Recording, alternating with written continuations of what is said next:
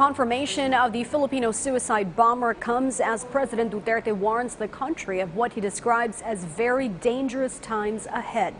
In a speech at the appreciation dinner for former House Speaker Gloria Macapagal Arroyo, the president pushed for the completion of the AFP modernization program to ensure a stronger defense capability and national security, especially against terrorism. Daniel Manalastas has this report. For the next Congress, President Rodrigo Duterte requests for a full support of his modernization program for the armed forces and police. The president understands the threat of terrorism is a serious concern in light of series of attacks recently.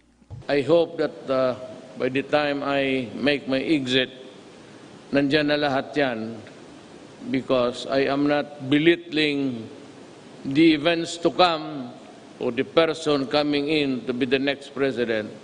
Hindi ko alam kung sino. And I'd rather that I live with a strong military and police and equipped to challenge the enemies of the state, especially terrorism.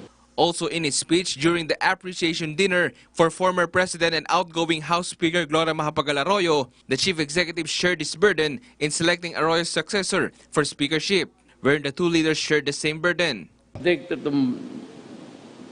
budging me in exasperation, I said, and I was ready to follow that night by impulse. Ganon. O de sige. Sabi ko, we will ask the Speaker Arroyo, to choose who among you. That was how hard it is or was to really do something or decide on something which would be a part of the governance of our country here on and for the remaining years of my presidency. As Arroyo will stoop down in his office, President Duterte recognized her accomplishments for the Philippines. He also described Arroyo as strictly aiming for a strong governance. All of my dealings with my president during my mayorship days, trabaho lang ho yun, ma'am. And I said, you are hard to deal with at nagagalit. At naiintindihan ho namin lahat.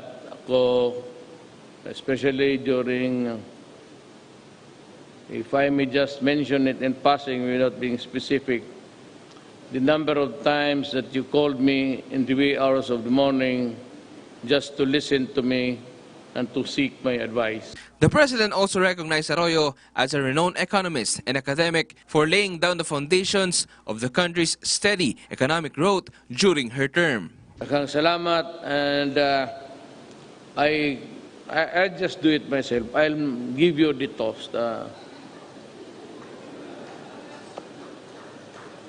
Believe ako sa iyo, ma'am.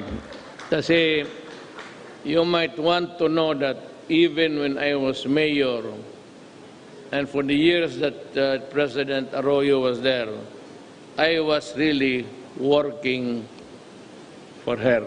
Daniel Manalastas for The Nation.